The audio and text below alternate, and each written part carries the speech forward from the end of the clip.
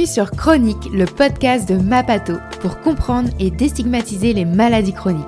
Dans cette série, nous donnons la parole à ceux qui vivent la maladie au quotidien, patients, aidants et soignants. Ensemble, nous explorerons des thèmes essentiels comme l'alimentation, la sexualité, le travail, la gestion du quotidien et la prise en charge médicale. Nos invités partageront avec vous leurs expériences, leurs conseils et leurs visions. Notre mission est simple: informer et déstigmatiser la vie avec une pathologie, tout en cultivant un esprit positif et collaboratif.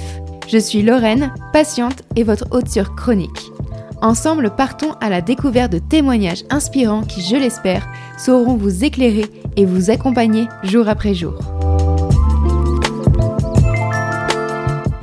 Cet épisode de Chronique est soutenu par Lily, un laboratoire engagé pour améliorer le quotidien des personnes vivant avec une maladie chronique. L'obésité est une maladie complexe, bien plus qu'une question de volonté, et mérite une prise en charge adaptée. Lily s'investit aux côtés des patients pour mieux comprendre leurs besoins et développer des solutions qui peuvent vraiment faire la différence. Parce que chaque personne mérite un accompagnement bienveillant et efficace. Bienvenue dans ce deuxième épisode de notre saison consacrée à l'obésité. Je reçois Adeline, 35 ans, qui a accepté de partager avec nous son parcours marqué par des problématiques de poids depuis son plus jeune âge. Très tôt confrontée à l'obésité, aux remarques blessantes et au régime restrictif, elle raconte son vécu face aux échecs, aux pertes et aux reprises de poids, aux opérations chirurgicales et à l'effet yo-yo. Adeline revient aussi sur l'importance de reconnaître l'obésité comme une maladie, sur les troubles des conduites alimentaires qui ont jalonné son histoire et sur le rôle majeur de la santé mentale dans la prise en charge. Avec beaucoup de sincérité, elle évoque ses difficultés, mais aussi sa résilience, son cheminement personnel et le soutien qui lui permet aujourd'hui d'aller mieux. Je vous souhaite à toutes et à tous une excellente écoute. Eh bien, bonjour Adeline. Bonjour Lorraine. Je suis ravie de t'accueillir sur Chronique, le podcast de Mapato. Toutes les deux, on va passer le début d'après-midi ensemble pour aborder un sujet qui touche pas mal de personnes. C'est la difficulté de perdre du poids pour notre saison donc, dédiée à l'obésité. Je vais te poser la question que je pose à tout le monde. C'est déjà, Adeline, est-ce que tu peux te présenter? Oui, bien sûr. Du coup, je m'appelle Adeline, j'ai 35 ans et j'habite en Haute-Savoie. Et le thème, du coup, sur l'obésité me parlait beaucoup parce que, du coup, j'ai des problèmes de poids depuis l'âge de 2 ans. Donc depuis ton enfance finalement, depuis le début. Tu fais bien de me tendre cette perche parce que, je voudrais débuter sur vraiment, le rapport à ton corps. Tu parles que, tu as des difficultés avec ton poids depuis l'âge de 2 ans. Quel a été ton rapport avec ton corps, depuis, que tu es petite? Est-ce que ça a toujours été, compliqué ou pas? Alors, oui, ça a toujours été compliqué. Je suis sortie de la courbe de poids, j'avais 2 ans. À 12 ans, je faisais déjà 72 kilos.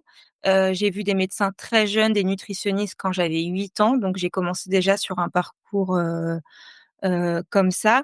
Et dans mes souvenirs, à l'école où maintenant je pense que c'est pire avec, les réseaux et la violence qu'il peut y avoir, mais c'est vrai que j'avais eu le droit à des Godzilla, Maïté, «Tu crois que ta mère elle est pas riche pour t'engraisser?» Enfin voilà, plein de phrases, très charmantes où les enfants dès qu'on est un peu différent et du coup c'est assez compliqué pour s'accepter.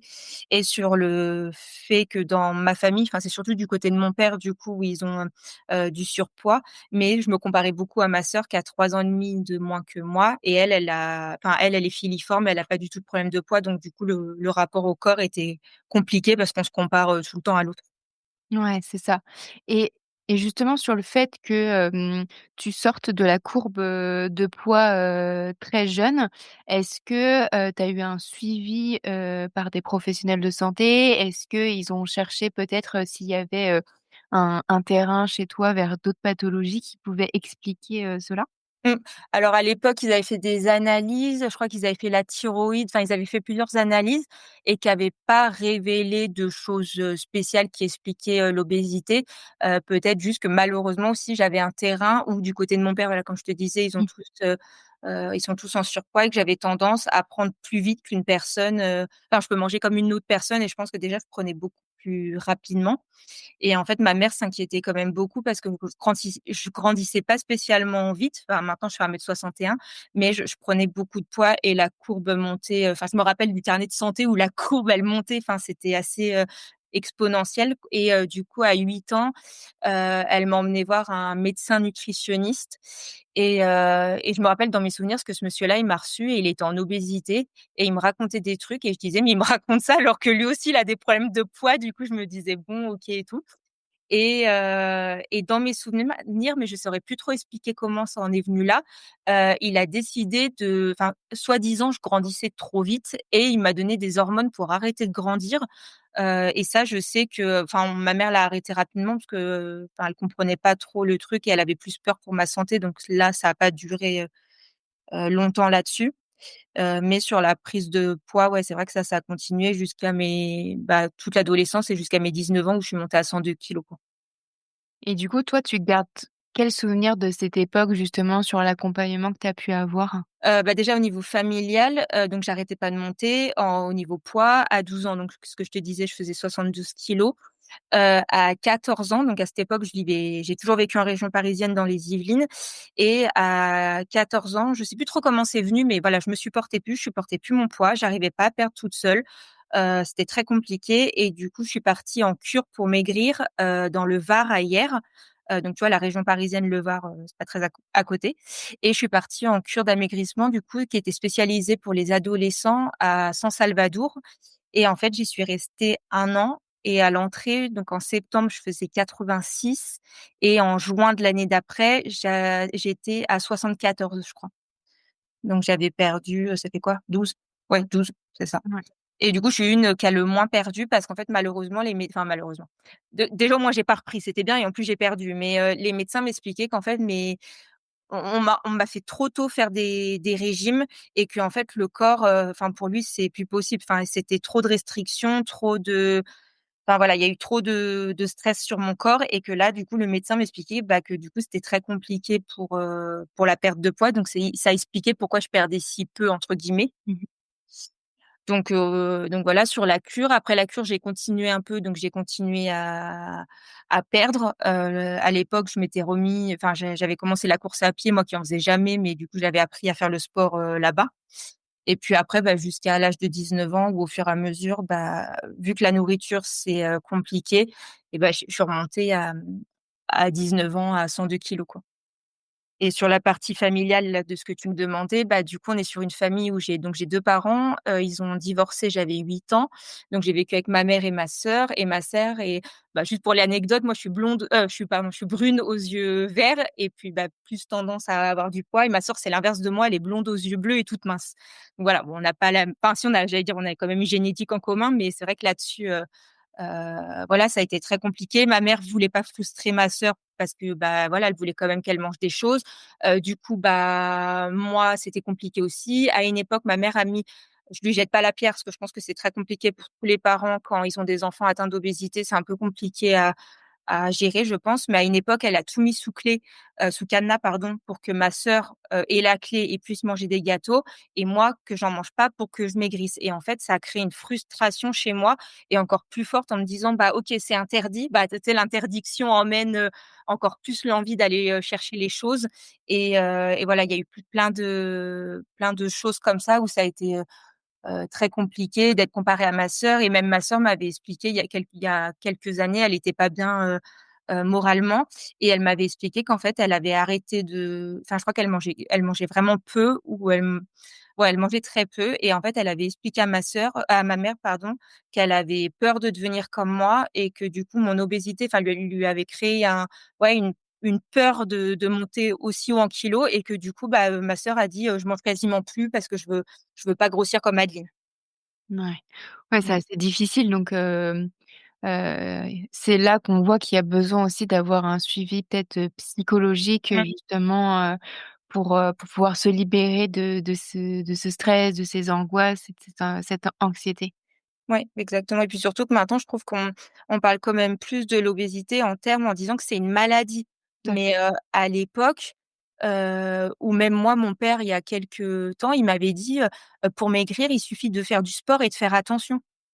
Bah, non, parce que ça veut dire que dans ce cas-là, toutes les personnes en obésité, elles décideraient de faire du sport et enfin, ça marche pas comme ça, quoi. Ce serait trop beau que ça marche comme ça, mais malheureusement, c'est pas le cas, quoi. Totalement.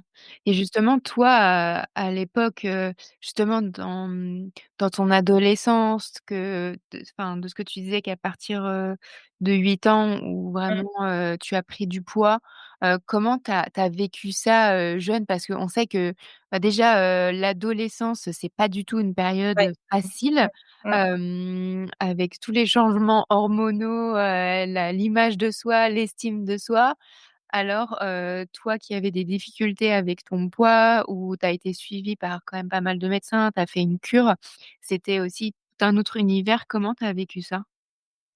Ouais, bah, déjà, je pense que enfin, tu vois, sur ce que je te disais sur, pas le harcèlement, mais les choses que j'ai vécues par rapport aux réflexions qu'on faisait par rapport à mon poids, j'avais la chance, qu'à l'époque, déjà, il y ait pas les réseaux et cetera. Donc en Mmh. fait, j'avais des choses comme ça, mais arrivé à la maison, ça s'arrêtait, quoi. Enfin, j'avais pas, ce harcèlement que peuvent subir, des personnes maintenant avec, Instagram, Facebook et puis les différents réseaux.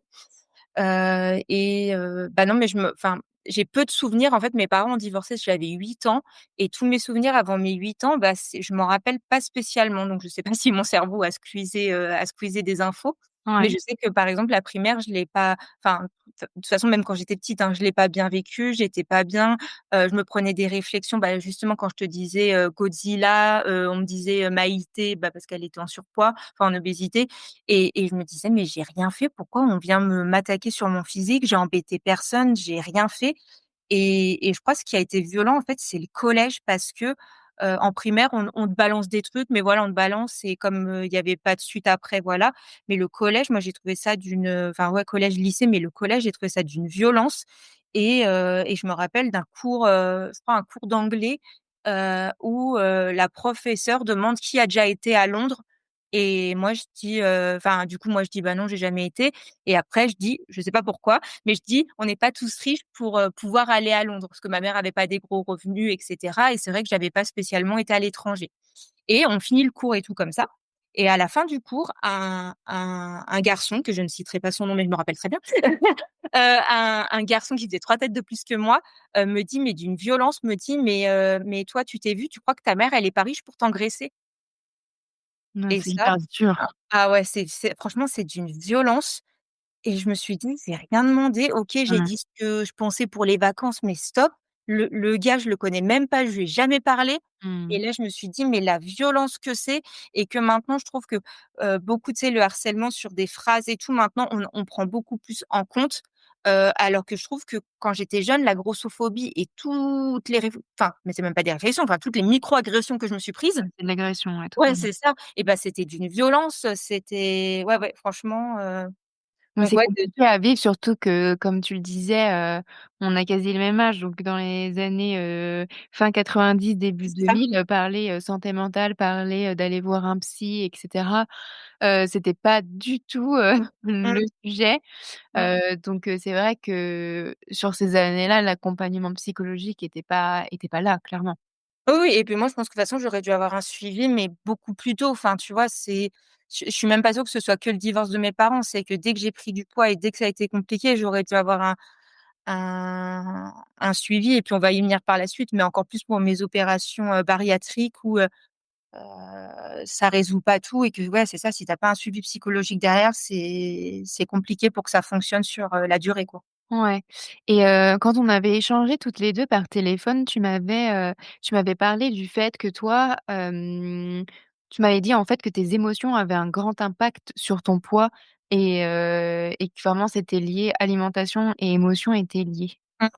Alors après, j'ai pas fait souvent des crises, mais oui, c'est que bah, en fait, j'étais renfermée sur moi. J'étais pas bien, je m'aimais pas dans mon corps. Un peu plus âgée, bah, je voyais mes copines avoir des copains et moi, j'avais pas de petits copains, donc je m'étais dit: «Bah, je trouverai jamais quelqu'un. En plus, je m'aime pas, donc si je m'aime pas, ça va être compliqué pour avoir quelqu'un» et du coup, bah, ouais, en fait, c'est un cercle vicieux. Tu étais triste, tu pas bien. Qu'est-ce qui te fait du bien? Bah, la nourriture. Du coup, moi, c'est en grosse partie, c'est plus le sucre que le sucré que le salé. Bah, tu pas bien, tu manges. Tu manges, enfin, tu prends du poids ou pas, mais en tout cas, tu culpabilises, enfin, tu vois, c'est un cercle vicieux et ça tourne en rond et tu te dis: «J'aurais pas dû faire ça, mais je suis bête. Enfin, regarde déjà à quel poids tu es, tu manges n'importe quoi, bah, c'est sûr que tu vas pas maigrir». Enfin, il y a un jugement sur, je pense que c'est nous-mêmes qui nous jugeons le plus, je pense, sur, les situations comme ça. Mais oui, oui, sur les émotions et sur, ouais, c'est ça, dès que j'étais triste, dès que Mmh. j'étais pas bien, bah, voilà, c'est sur le sucré que je trouvais du enfin, même si c'est un faux réconfort, hein, mais où je trouvais du réconfort dedans, quoi. Ouais, de sur le moment, Mmh. présent, c'était quelque chose qui te soulageait, en fait. Et comme je savais pas comment gérer mon émotion, bah, Mmh. après je pense que c'est vraiment, intentionnel, hein. Je pense que tu réfléchis pas comme ça quand tu manges du sucré, mais Mmh. c'était sur le moment, bah, c'est ça qui te réconforte et tu vas dedans, quoi. Ouais et tu as été, confrontée justement, pendant, ton adolescence à des troubles de la conduite, alimentaire justement, suite à ces émotions, qui étaient liées à ton alimentation?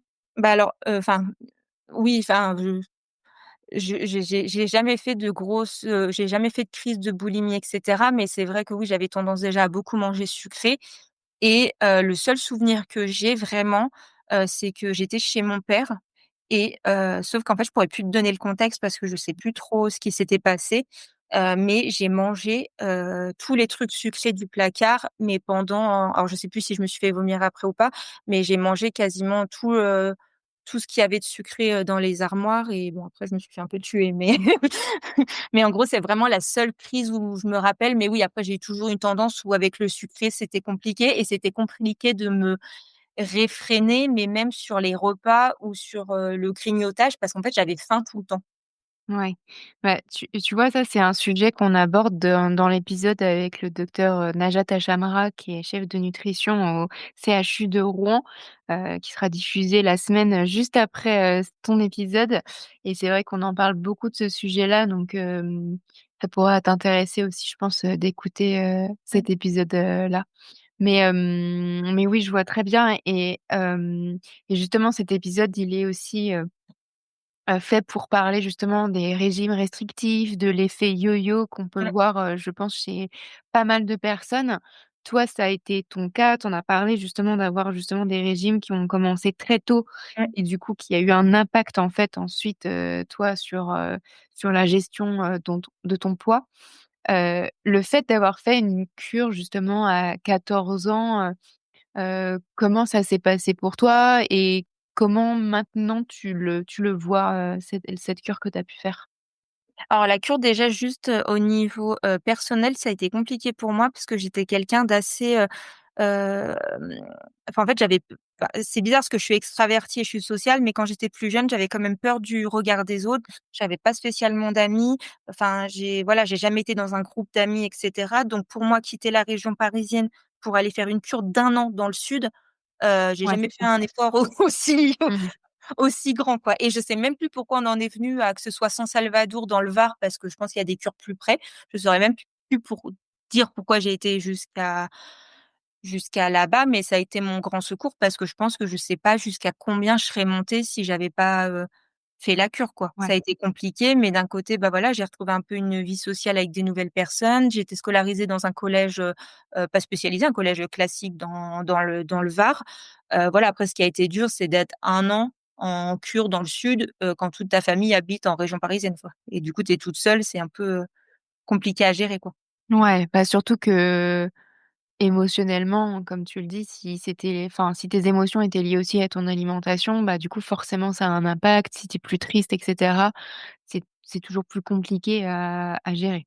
C'est ça, mais à la grande différence, Lorraine, c'est que, à cette époque, donc j'étais en troisième, j'avais pas de carte bleue, de machin, enfin, tu vois, j'avais pas de carte bleue, j'avais pas rien Oui, fait que je puisse acheter des produits oui. et enfin, de l'alimentaire et au centre, bah, tu mangeais les repas qu'ils te proposaient donc en fait, comment dire? C'est Tu avais un cadre, en fait. Ouais, voilà, c'est ça, il y a un cadre et du coup, c'est moins tu es quand même moins tenté que si toi, tu es toute seule et que tu as tes parents qui achètent, du sucré ou Mmh. des autres trucs pour ta sœur et que tu les as sous ton nez. Là, j'avais rien, donc bah, des fois, quand j'avais envie de manger, bah, de toute façon, j'avais rien, donc enfin Du coup, je pouvais pas manger de gâteau vu qu'il y en avait pas, quoi. Ouais et justement, tu es accompagnée, dans la suite après de ta cure parce que comme on le dit là, donc tu avais un cadre, du coup tu avais pas de carte bleue donc tu pouvais pas acheter de ton côté. Mais suite à la cure, du coup, tu retournes, vivre, avec, ta mère. Est-ce que justement le fait qu'il y ait moins de cadres, ça a été compliqué à se remettre, du coup, dans l'ordre de marche, on va dire? C'est hyper compliqué et je pense que déjà j'aurais dû avoir un suivi, psy à ce moment-là et qu'en fait il c'est pas, enfin je leur jette pas la pierre, hein, mais je pense que les centres comme ça, c'est très bien et tout, sauf qu'en fait, il faut vraiment un travail, sur le retour à la maison. Parce Ouais, que du coup, totalement. c'est ce que tu expliquais tout à l'heure, c'est que tu rentres chez toi, sauf qu'en fait, toi, tes habitudes alimentaires ont changé, mais celles de ta famille n'ont pas changé, en fait. Ouais. Et que du coup, la spirale pour grossir, va très, très vite. Enfin, Mmh moi, mh. j'ai ma mère qui m'aidait quand même, mais j'avais invité, je crois, une copine du centre, quelques mois après qu'on ait fini le centre. Elle avait repris tout son poids, même plus, mais parce qu'elle avait une famille qui l'accompagnait pas et qui faisait exactement la même nourriture Ouais, avant qu'elle soit rentrée au centre. Et c'est sûr que quand tu as 14-15 ans, bah, c'est compliqué de dire: «Bah, vous mangez ça, bah, moi je veux manger ça c'est parce ça. que», enfin, tu vois, à cet âge-là, c'est un peu compliqué, quoi. En Et je pense fait, il faudrait que les parents justement soient onboardés, on va dire, dans la cure, qui est aussi tout un travail, pédagogique de oui. fait. Alors je sais pas Mmh. si parce que du coup là, on en parle, tu avais, 14 ans à l'époque, donc maintenant ça fait, un peu plus de 15 ans et donc ça a peut-être changé cette partie-là, donc peut-être qu'aujourd'hui en tout cas, c'est le cas, mais c'est vrai qu'à l'époque, ça aurait été bien en tout cas quand on parle de ta situation, qu'il y ait un accompagnement de fait aussi sur, bah, la famille, comment, mettre en fait, ce cadre à la maison pour ne pas reprendre le poids, que tu as pu perdre en fait pendant la cure. Bah, oui, c'est ça et puis en plus, surtout que je suis restée en contact, tu vois? Quand j'avais 14 ans, j'ai rencontré des copines et maintenant, bah, j'en ai une qui habite toujours dans le sud, une qui habite à Rouen Mmh mh. et bah, les filles avaient repris aussi, il y en a qui ont pas repris tout leur poids, mais qui ont repris quand même et parce que c'est la même problématique que moi, c'est que le retour à domicile sans accompagnement, bah, c'est pas possible, quoi. Enfin, c'est trop compliqué à gérer, toute seule, quoi. Ouais et justement quand tu repenses à tous, ces régimes, que tu as pu faire, depuis, ta jeunesse, quel regard aujourd'hui tu portes justement sur, bah, ces régimes, sur l'effet yo-yo que tu as pu, subir toi? Oui, oui, bah, non, mais alors c'est, ce que je dis toujours, voilà, c'est ce que je te disais tout à l'heure, je jette pas la pierre, ni à mes parents et tout, parce que c'est Mmh mh. c'est hyper compliqué de s'occuper d'un enfant qui a, que ce soit dans les 2 sens, hein, dans l'obésité ou dans l'anorexie, mais c'est hyper compliqué et oui et c'est ce que m'avaient dit les médecins, par exemple, du centre. J'ai quand j'ai perdu 12 kilos en 1 an, les médecins du centre, ils m'ont dit: «Adeline, vous avez fait trop de régimes trop tôt et votre corps, vous l'avez restreint, restreint, restreint». Sauf qu'en fait, le corps a une mémoire et que, bah, en fait, là, vous perdez, mais voilà, j'étais celle qui avait le moins perdu, 12 kilos sur l'année et des fois, je reprenais et je me rappelle, je montais sur la balance, au centre et je disais: «Mais attends, je comprends pas, je suis dans une cure pour maigrir, je fais que prendre du poids. Au bout d'un moment, je comprends pas, quoi» et il m'avait dit: «Oui, mais il faut laisser le temps à votre corps, il y a aussi la partie muscles, Ouais. voilà» et je pense que ouais, les régimes, ça aide pas du tout le corps et puis c'est surtout les réflexions.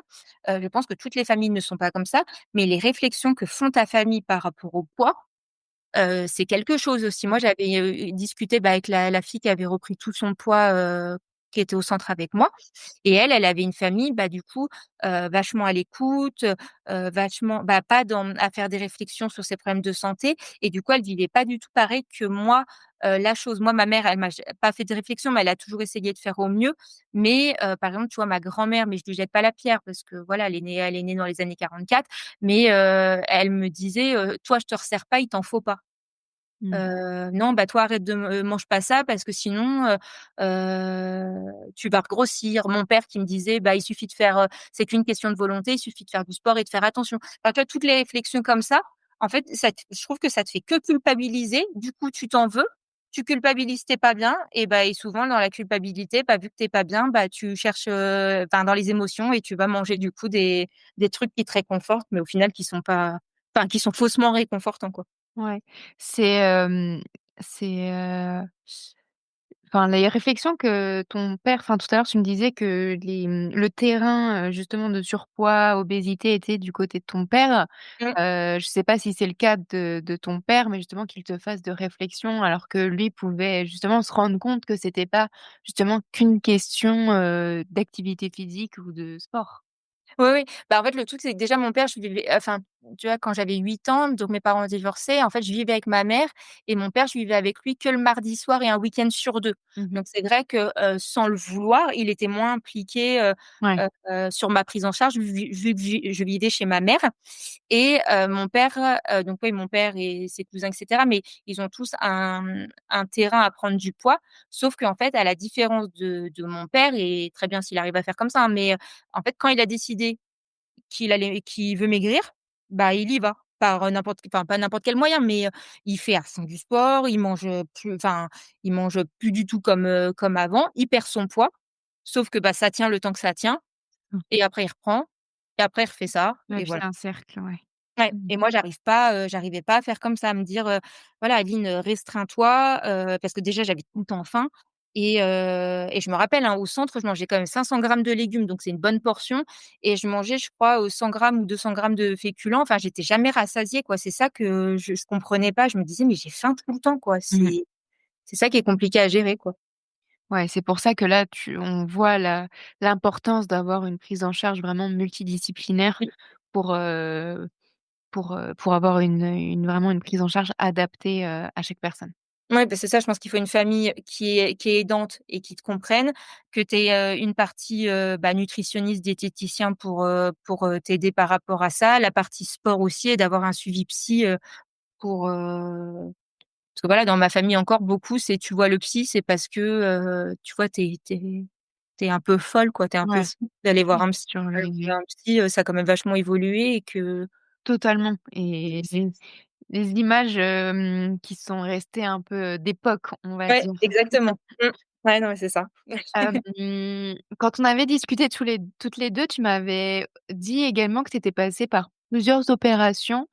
Moi, je voulais savoir justement, qu'est-ce qui t'avait poussé à franchir ces étapes et ce que ça t'avait apporté justement, ces différentes opérations? Mmh et bah, du coup, donc je t'ai dit là quand j'avais 14-15 ans, du coup, j'ai fait la cure, pour maigrir. Ouais. Après, n'étant plus accompagnée, tu retournes chez toi, bah, les mauvaises habitudes reviennent au fur et à mesure, même si j'ai tenu un moment parce que j'étais descendue à 69 donc voilà. Mais au fur et à mesure, bah, je suis remontée jusqu'à 19 ans faire, 102 kilogrammes. Et là, 102 kilogrammes, j'ai dit: «Non mais c'est pas possible». Je dis: «En fait, tous les ans, je prends je sais pas combien de poids, Mmh. je vais finir à combien?» Et sincèrement, moi, je me disais que j'allais faire 160 ou je sais pas combien vu comment c'était parti, quoi. Et du coup, à l'époque, bah, j'avais 19 ans, mais j'en avais parlé à ma mère et j'avais dit: «Il faut trouver une solution parce qu'en fait, j'ai faim tout le temps et toute seule, j'y arrive pas, c'est trop compliqué» et je sais plus comment je suis venue à cette clinique et du coup, il m'a posé mon premier anneau gastrique en janvier 2009, donc j'avais, 19 ans. Ouais, c'est ça, 2009, donc j'avais 19 ans, donc je faisais 102 kilogrammes. J'ai perdu, je suis descendue jusqu'à bah, j'ai bien perdu parce que je crois que j'étais descendue à 70, quelque chose, comme ça à peu près, donc je suis 1,61 m, donc voilà, ça allait et sauf qu'au fur et à mesure, bah, même en serrant l'anneau, bah, en fait, il y a tout qui passait. Donc il s'est dit, bah, il m'a dit: «Je pense qu'il est poreux, qu'il doit plus fonctionner, on va en mettre un nouveau» et donc en juillet ou juin 2011, il me remet un nouveau anneau gastrique. Donc là, j'étais remontée quand même à 84 kilogrammes. Donc là, pareil, je remaigris, je redescends à peu près à 68-69 et cetera. Donc ça, c'était 2011. Donc j'ai réussi à maintenir, et cetera et jusqu'en 2015, où j'étais remontée à, 86, je crois et là, tout passe enfin, en fait, l'anneau, il te le serre ou il te le dessert. En fait, c'est un Mmh. boîtier qui te met, enfin moi, c'était au niveau de la poitrine et en fait, il met une seringue, dans ton boîtier et il peut serrer et desserrer ton anneau Oui, gastrique. Enfin, c'est très particulier à vivre parce que tu entends le ploc ouais. et après il serre, il dessert, enfin voilà et et du coup, l'anneau là, il me l'avait serré, mais serré, je vomissais même l'eau. En fait, j'arrivais plus à m'alimenter, j'arrivais plus à boire de l'eau. je vomissais tout et à l'époque, j'étais aide-soignante, donc laisse tomber, j'avais des vertiges, enfin, c'était très compliqué et tout, des malaises, et cetera et là, j'ai été voir le chirurgien, je lui dis: «Faut trouver une solution» parce qu'en fait, je dis: «Quand l'anneau n'est pas assez serré, il y a tout qui passe, enfin, alimentairement, tout passe et je mange comme si j'avais pas d'anneau gastrique. Mmh. Mais trop serré, bah, je vomis même l'eau, donc là, c'est quand même, risqué pour ma santé et on n'arrivait pas trop à trouver une demi-mesure, sur le serrage et desserrage de l'anneau. Et moi, je lui ai dit, surtout l'anneau, ce qui était problématique, c'était qu'en fait, quand ça bloque, ça vient bloquer au niveau de ta gorge et en fait, souvent, c'est trop tard. En fait, faut que tu ailles, excuse-moi du terme, mais il faut que tu ailles vomir parce que ça Mmh. passe plus du tout, ce que tu as mangé. Et donc, voilà, en échangeant avec le chirurgien et cetera, je lui ai dit: «Est-ce qu'il y a pas une autre opération qui est possible?» parce que l'anneau, c'était vraiment compliqué et il était pas partant au début parce que voilà, fallait, ça voulait dire refaire une opération et cetera. Mais il a été OK et du coup, en septembre 2015, j'ai eu une sleeve gastrectomie. Donc c'est en fait, on te coupe les 3/4 de l'estomac, pour maigrir et à l'époque, bah, du coup, c'est qu'à demi en 2000, pardon, en 2009, j'avais accepté l'anneau, parce que je voulais pas avoir de modifications sur mon corps parce que j'avais trop peur de la sleeve. C'est quand même un Mmh. autre level d'opération et j'avais quand même très peur de cette opération et je voulais pas la faire et en fait, comment je voyais comment je vivais avec les anneaux, j'ai dit: «Non mais là, j'en peux plus» et la sleeve, ça m'a quand même changé la vie et le confort. Parce que du coup, j'ai eu la sleeve en septembre 2015 et la sleeve, ça n'a rien à voir avec l'anneau. C'est que quand ça te bloque, bah, en fait, tu sens que ça te bloque au niveau de l'estomac et il faut arrêter de manger, mais ça vient pas te bloquer comme à la gorge, Mmh. comme l'anneau gastrique où là, tu as besoin de vomir. La sleeve, enfin, pour moi, c'était beaucoup plus confort et c'est pour ça que souvent, maintenant, je crois qu'ils font quasiment plus les anneaux gastriques, par rapport à avant. Et du coup, cette livre, ça t'a permis de justement ce que tu disais, donc quand tu as été remontée à 86 kilos, ça Mmh. t'a permis de perdre du poids? Et bah, je suis redescendue, à je crois que le plus bas que j'ai fait, c'est 67. C'est vrai que je suis jamais descendue, plus bas, mais du coup, ça m'avait aidée à reperdre 20 kilos quasi. comment? 20 kilos quasi. Ouais, ouais, c'est ça. Ouais, Mmh. oui, c'est ça, ça m'avait permis de continuer à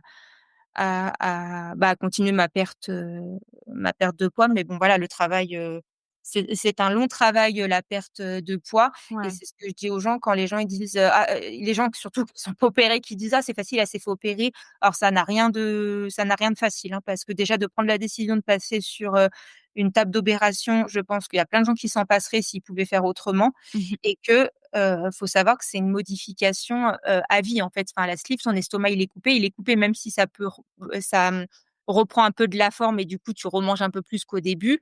Par exemple, moi, depuis la sleeve, je suis obligée de prendre un protecteur gastrique parce que sinon j'ai des brûlures, toute la journée en continu au niveau de l'estomac. Donc voilà, c'est des choses à savoir. Sur ton transit, bah, c'est pareil. Des fois, j'ai l'impression d'être comme d'être incontinente comme les personnes âgées. C'est qu'en fait, ton transit, il est quand même modifié et que, quand tu as besoin d'aller aux toilettes, c'est tout de suite maintenant, c'est pas dans 5 minutes, hein, c'est tout de suite maintenant, voilà. Donc c'est des choses à savoir qui et puis tu peux plus manger comme avant, quoi.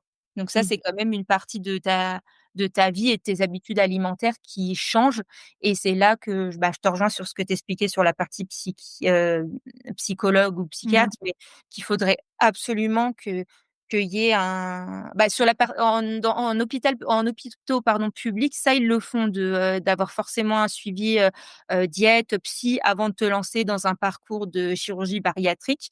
Mais moi, c'est vrai que je l'ai pas eu et je pense qu'il faut si tu l'as pas si tu l'as pas dans l'hôpital où tu es, il faut vraiment le faire avec quelqu'un, en extérieur parce que c'est tellement une opération qui modifie toutes tes habitudes alimentaires que enfin, tu as besoin d'être accompagné avec une diète et puis une nutritionniste, mais d'être accompagné par un psychologue parce que ça modifie quand même, bah, beaucoup de choses dans ta vie, personnelle, quoi. Mmh. Le fait que tu fasses, différents anneaux plus, la sleeve, tu as eu quand même des périodes de yo-yo à remonter, redescendre, remonter. Comment, comment tu as vécu ces phases? Parce que peut-être qu'à ce moment-là, tu te disais: «Ah bah super, c'est une nouvelle, opportunité» et finalement, en fait, tu remontais en termes de poids. Donc comment tu l'as vécu toi, cette période-là?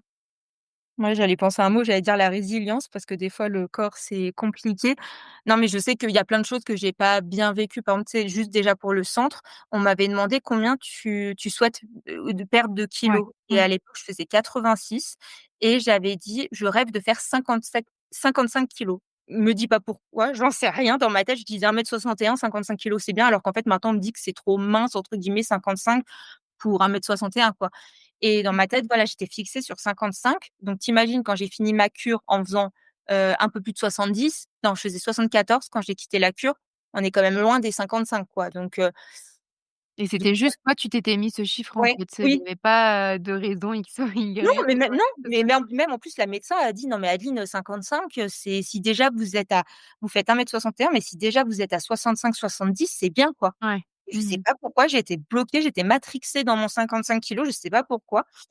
Et c'est surtout pour les anneaux ou même la sleeve, j'ai vu beaucoup de filles, perdre très vite et perdre quand même pas mal de poids et moi je me disais: «Mais pourquoi moi je reste bloquée à 70, alors que j'aimerais en faire, peut-être 60», tu vois? Ouais.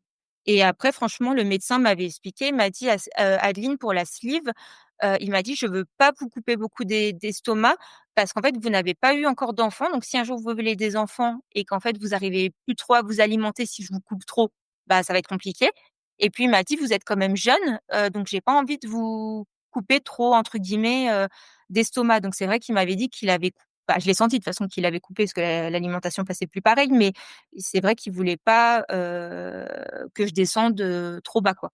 Mais Ouais. c'est vrai que sur les effets ce que tu expliques sur les effets de yo-yo, bah, je l'ai pas forcément parce qu'en plus entre les attentes que toi tu as sur ce que tu as envie de perdre et j'avais mis énormément de ma volonté et de choses en place pour pouvoir maigrir et donc je vivais du coup très mal à chaque fois les reprises de poids.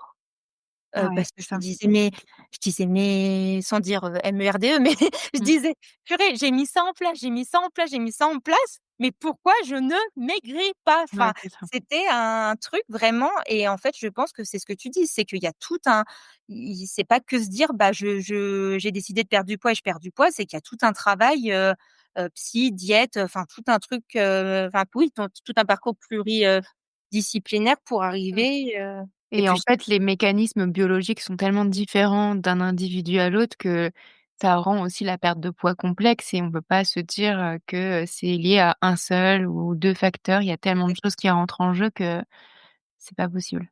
et qu'on est tous des humains et qu'on a tous des corps différents et que enfin, Totalement. il y a même un métabolisme différent et que, par exemple, moi, je dirais: «Bah, je veux perdre, tant» et quelqu'un qui serait à peu près comme moi qui dit: «Je veux perdre tant», bah, on perdrait, pas du tout la même chose parce que, bah, on est tous différents enfin, que ce oui, Mmh. sur la perte de poids, quoi. Mmh. Totalement. Hem, Tu m'as parlé aussi du fait qu'en 2018, tu as déclaré un diabète de type 1. Je voulais savoir comment c'était arrivé toi, dans ton quotidien? Ah bah, je me rappelle la première chose. Alors, pour le début de l'histoire, j'étais suivie pour ma sleeve gastrectomie, parce que du coup la sleeve Ouais, du coup coupe les 3 quarts de l'estomac, et que tu assimiles plus pareil les protéines, bah, du coup j'étais tout le temps anémiée, donc toujours, très, fatiguée et j'avais des prises de sang régulières, à faire surtout sur le fer, la ouais, glycémie et cetera et donc mes glycémies jusqu'à l'heure, elles étaient très bien quoi, j'avais pas de soucis et puis, en juillet 2018, je fais une prise de sang et là et à cette époque, en plus, j'étais secrétaire en laboratoire et je fais ma enfin, on me fait la prise de sang et là, je vois quasiment, 4 grammes à jeun. J'étais à 3,88 quoi, en sachant que la norme de la glycémie, c'est 0,80, 1,20. Donc moi, j'étais quasiment à 4 grammes à jeun. Donc là, j'ai dit: «Heu, OK, il y a quelque chose de pas normal et tout». ouais.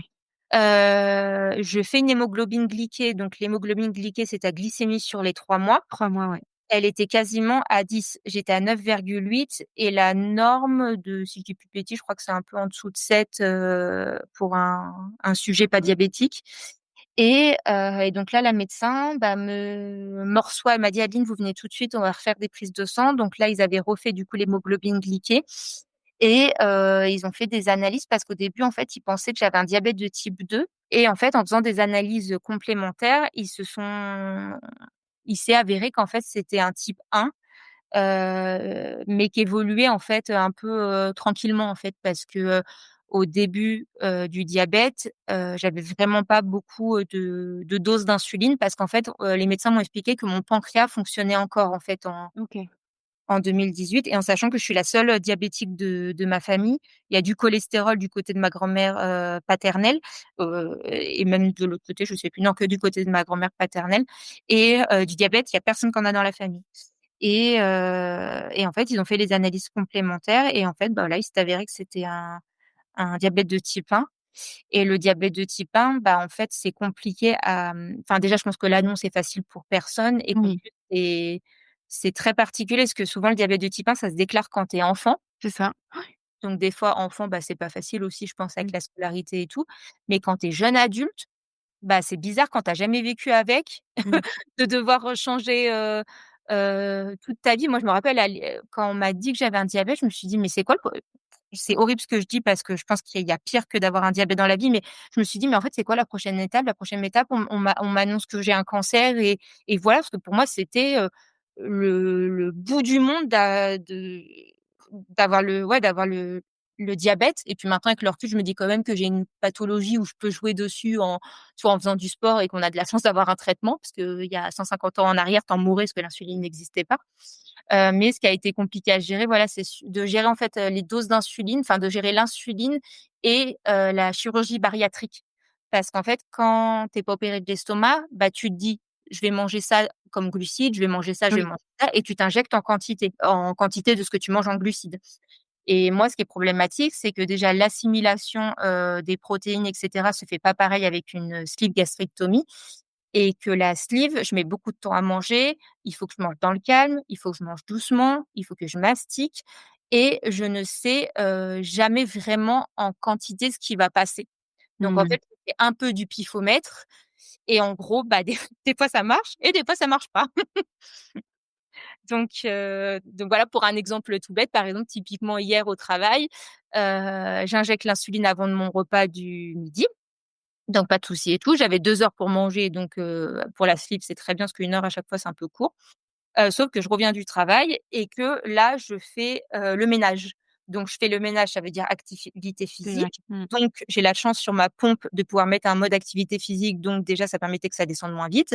Sauf que le fait de me baisser, de me remonter, d'aller chercher plein de trucs, en fait, le fait de, tu sais, ton estomac, il est un peu en train de, comment on dit? Pas de balloter, mais Oui. comme enfin, tu descends, tu remontes, tu fais plein de trucs et en fait, du coup, bah, j'ai vomi, plusieurs fois parce que, bah, voilà, j'avais pas le temps de la digestion et je pense que ça a pas plu à mon estomac, donc j'ai vomi. Sauf que, bah, quand tu vomis, tu finis en hypo. Ouais. Sauf qu'en hypo, bah, faut que tu ailles te resucrer, mais te resucrer, quand ça passe plus et que tu as pas envie de manger, bah, Mmh. faut que tu ailles revomir pour que ton corps, il te laisse de la place pour aller, au moins manger un bonbon et tout et je suis restée, bah, je suis descendue, je sais plus, je crois à 0,50 et je suis restée un moment à 0,50 au travail parce que, j'arrivais à rien avaler pour que ça remonte, quoi. Donc c'est plus dans ce sens, là que le diabète me pose des difficultés avec, la chirurgie, quoi.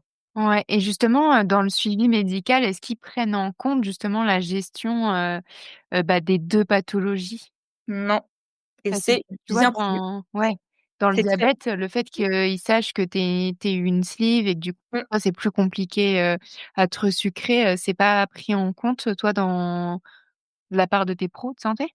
non et je pense que enfin, en fait, je sais pas si c'est parce qu'ils ont pas assez de personnes qui sont comme moi avec un diabète de type 1 plus une chirurgie bariatrique parce que sincèrement, j'ai essayé d'avoir des échanges avec, différents, patients diabétiques et j'en rencontre, enfin là, j'en ai pas trouvé qui ont comme moi une chire, plus un diabète. Mmh. Et en fait, c'est quand ils m'ont déclaré le diabète et cetera, donc voilà, j'étais sous pompe, classique et tout et l'année dernière, je suis passée en boucle fermée pour enfin une boucle semi-fermée. Ils te font des, réunions d'insulino-fonctionnel pour que tu saches combien d'unités pour combien de grammes de glucides parce que ça, c'est propre à chaque, personne et je me rappelle à ce rendez-vous-là, on n'était que 3 ou 4, je crois qu'on était vraiment pas beaucoup et c'était que des gens de mon âge, ne oui, des gens de mon âge, mais qui eux avaient déclaré un diabète enfant. Donc moi, j'étais la seule qui avait déclaré un diabète adulte Et je me rappelle, je dis: «Mais en fait, là, vous expliquez tout ça, c'est très bien,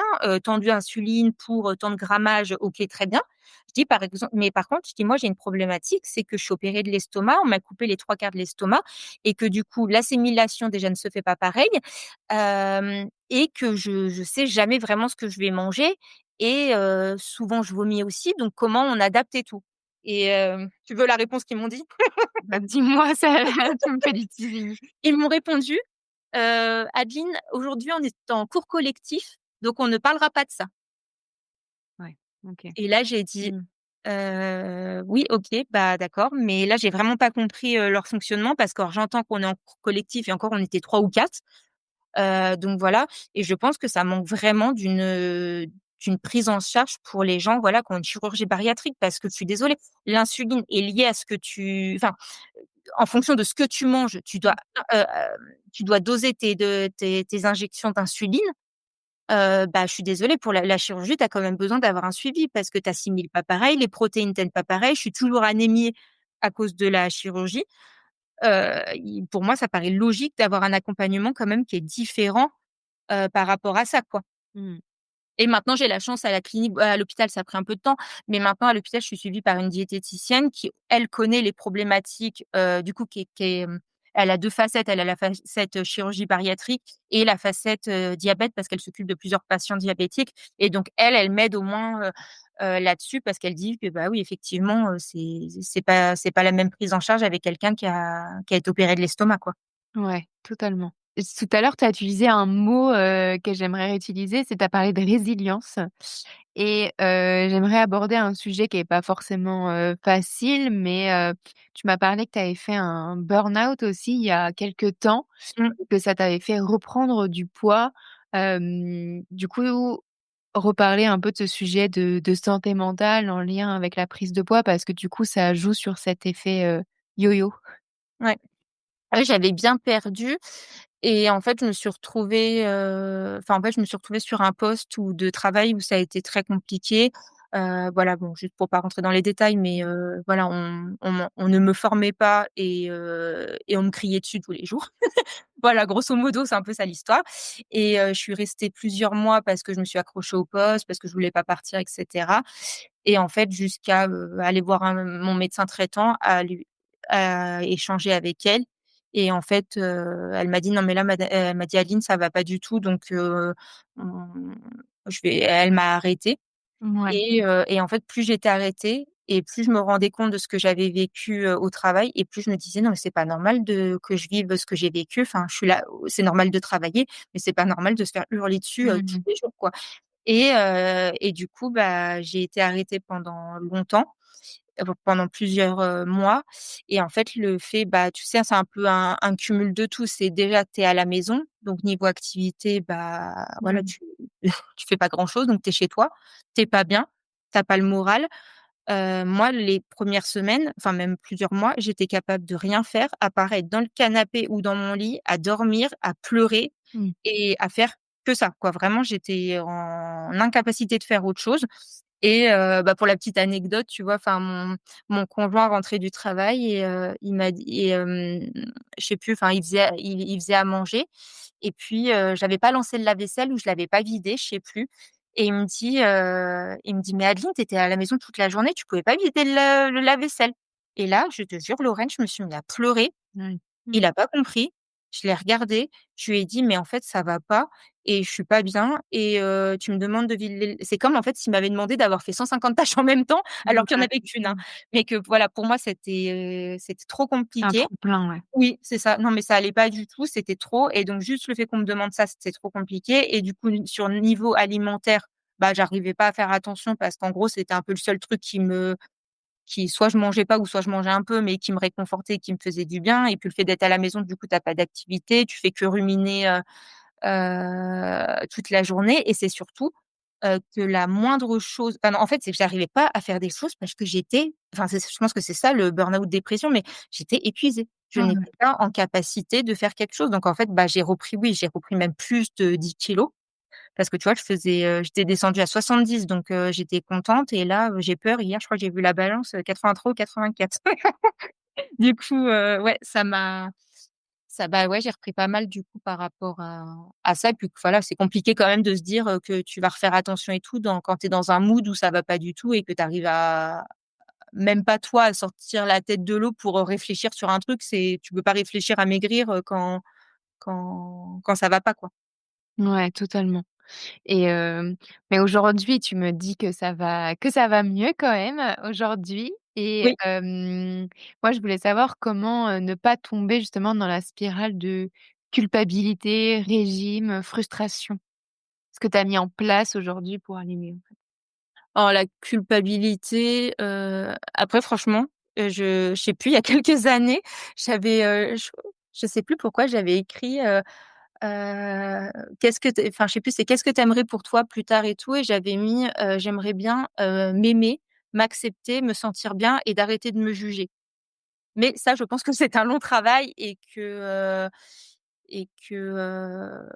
bah, là, de toute façon, enfin, sur la partie mentale, je continue toujours à être suivie par une psy parce que je pense que j'ai besoin d'échanger, toujours par rapport au côté professionnel sur ce que j'ai vécu et puis ça Mmh. m'aide aussi à moi, aller mieux.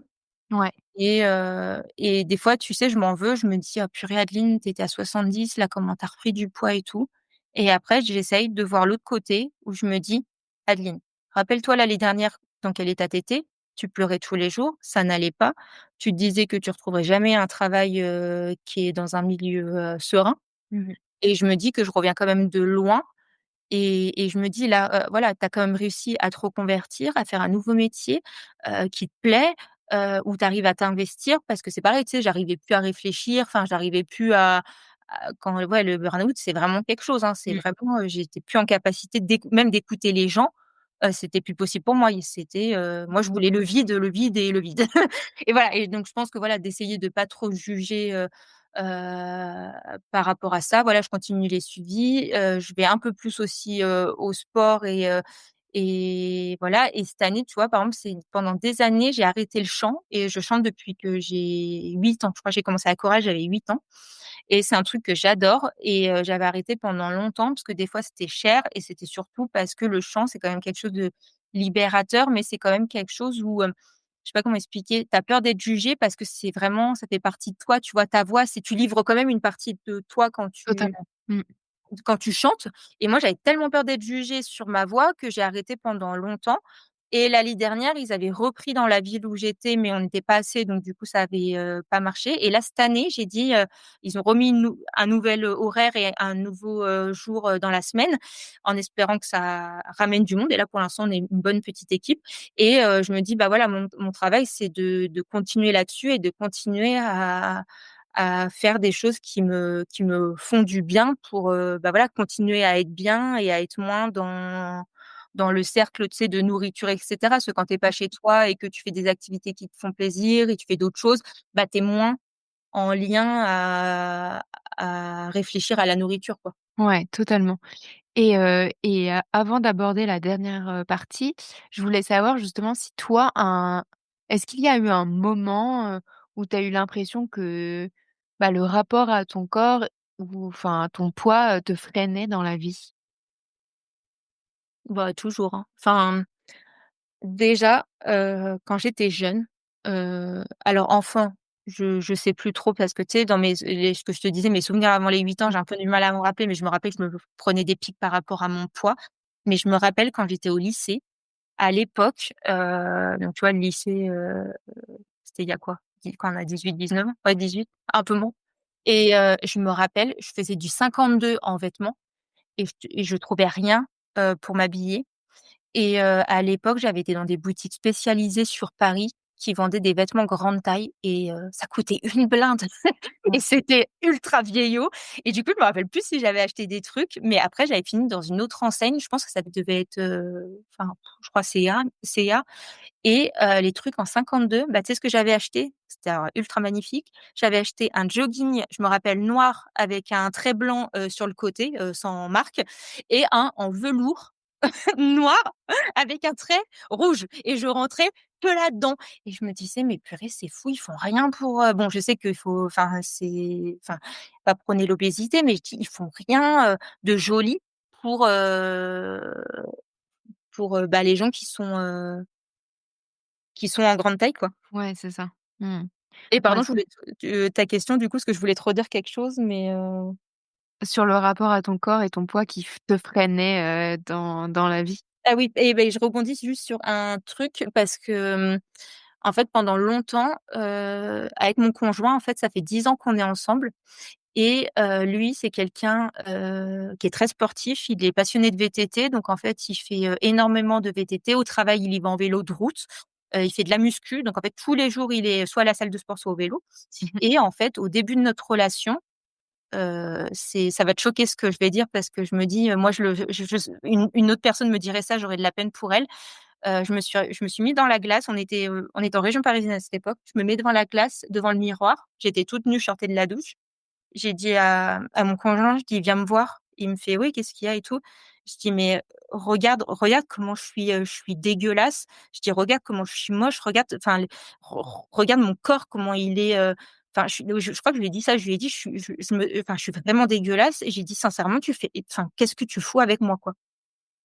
Ouais, et c'est dur, hein, d'avoir ouais, des mots comme ouais. ça sur soi. Ouais, bah, c'est pour ça que je te dis le jugement sur soi, c'est quelque chose, hein et mon conjoint, il m'a enfin déjà, je crois qu'il a laissé un gros blanc, il était coupé de ce que je lui disais et il m'a dit: «Non mais Adeline», il me fait: je suis pas là pour ton poids, quoi». Enfin, il dit, «Oui, bah, oui», mais enfin, il me fait: «Moi, il me dit: «Moi, j'aime bien les filles qui ont des rondeurs, sinon, je serais pas avec toi» et il me fait: «Moi, je te trouve très belle». Enfin Ouais, voilà, c'est pas du tout le sujet en fait, oui, en plus, ouais. c'était même pas le Ouais. sujet, tu vois? Non mais oui et puis, et voilà et comme quoi on s'auto-sabote, soi-même sur son poids parce qu'on s'aime tellement enfin, voilà, tu vois, l'acceptation, c'est un long travail et du Après ça coup vient aussi du fait des remarques que tu as pu avoir dès l'enfance parce oui, que, oui, oui, en c'est fait, sûr. si ton poids n'avait pas été un sujet dès l'enfance, tu n'avais pas eu aussi ces remarques, peut-être que toi c'est pas quelque chose que tu aurais eu en tête, en fait. Ouais, bah, moi, je pense comme toi. Je pense que si, c'est sans jeter la pierre que je dis ça, mais si j'avais pas eu de réflexion et des choses que j'ai eues, peut-être que du coup, je me serais construite différemment et que mon rapport au corps, n'aurait pas été si compliqué qu'il a pu être ou ouais, mmh.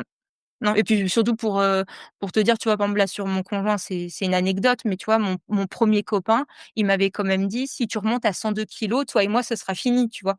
Oui, Et donc ça, c'est c'est des remarques comme ça ah ouais, qui fait que, bah, toi, tu te construis autour oui. de complexes, de problématiques qui ne sont, pas forcément, en fait, pour toi, clairement et du coup, forcément, ça a un impact après, sur ta vie. Bah, c'est ça. Enfin, le poids était un sujet pour moi, mais mon conjoint, ça avait pas, un sujet pour lui, tu vois? Enfin, il m'a dit: «Je voudrais être avec une fille, qui est mince» et voilà. Il me dit: «Bah» enfin, il me dit: «Je suis avec toi, mais tes formes me dérangent pas du tout, quoi». En fait, Ouais. ouais, c'était un sujet pour moi parce que je me disais souvent: «J'anticipe le négatif parce que de toute façon, il va sûrement» non, mais je me disais: «J'anticipe le négatif parce que de toute façon, il aura sûrement quelque chose de négatif à dire sur mon corps, donc je lui dis avant». Ouais, alors qu'en fait, pas du tout, ouais. Mais oui, Mmh. en fait, tu sais, c'est un long Ouais. travail, je pense, hein. Long travail en effet, mais tu es sur la bonne voie, il y a plein de choses que tu as mis en place et ça, c'est Mmh. chouette et Ah justement, puis ça tu me donnes une perche parfaite puisque là, c'était la dernière partie qui est sur justement les perspectives. Moi, je voulais savoir où est-ce que tu en es, aujourd'hui avec ton rapport à ton corps, rapport à ton poids?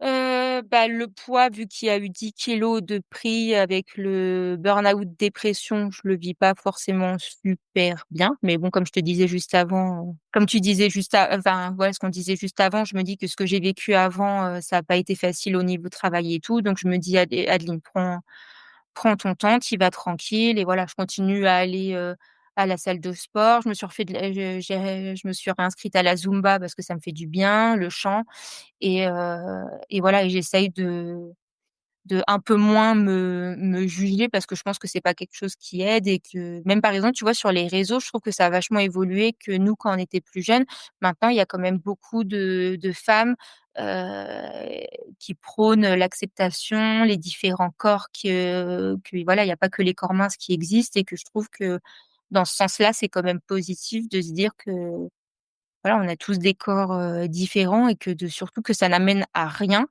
Je dis pas que je le fais exprès, mais que ça ne mène à rien de se faire la guerre pendant des années sur son poids, quoi. Tu as parfaitement raison. Et quelles sont les choses qui t'aident justement à avancer aujourd'hui, là, au quotidien?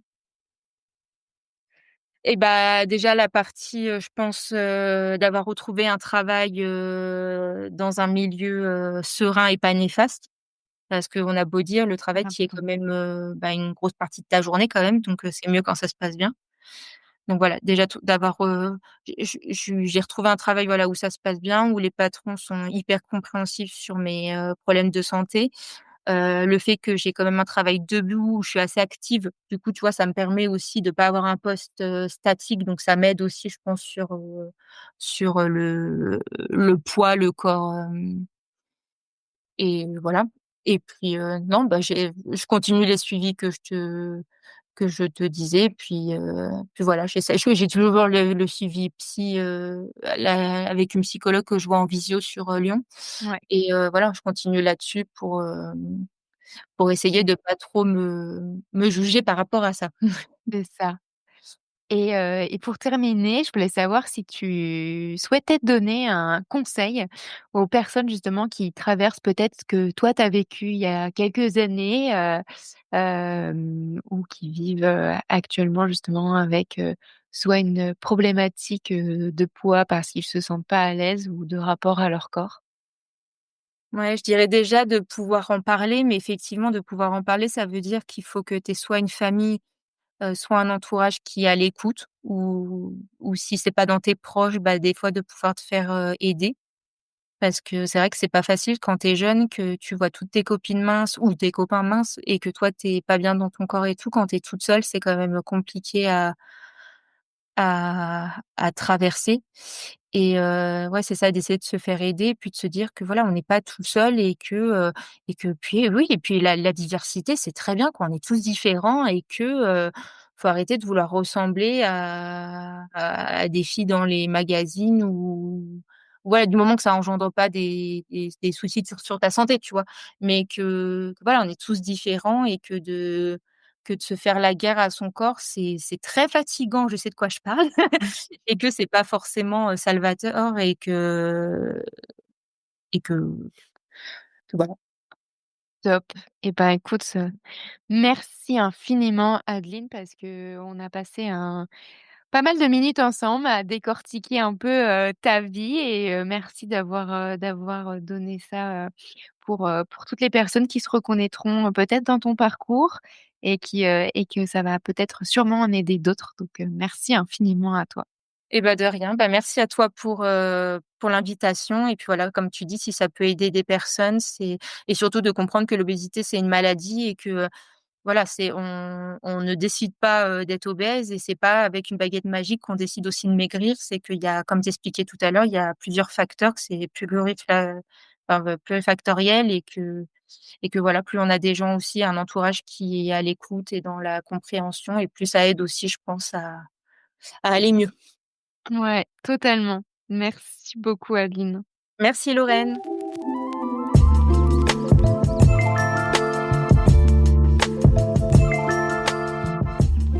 Merci beaucoup à vous d'avoir écouté cet épisode. Vous ne faites pas encore partie de la communauté Mapato? Rien de plus simple pour la rejoindre. Rendez-vous sur mapato.com, mapatho.com, ou bien téléchargez notre application gratuitement sur Apple Store et Play Store. C'est pratique, rapide, gratuit, alors foncez. Pour soutenir le podcast Chronique, laissez 5 étoiles sur Apple Podcast et un joli commentaire sur votre plateforme de podcast préférée. Un grand merci à vous et à la semaine prochaine pour un nouvel épisode.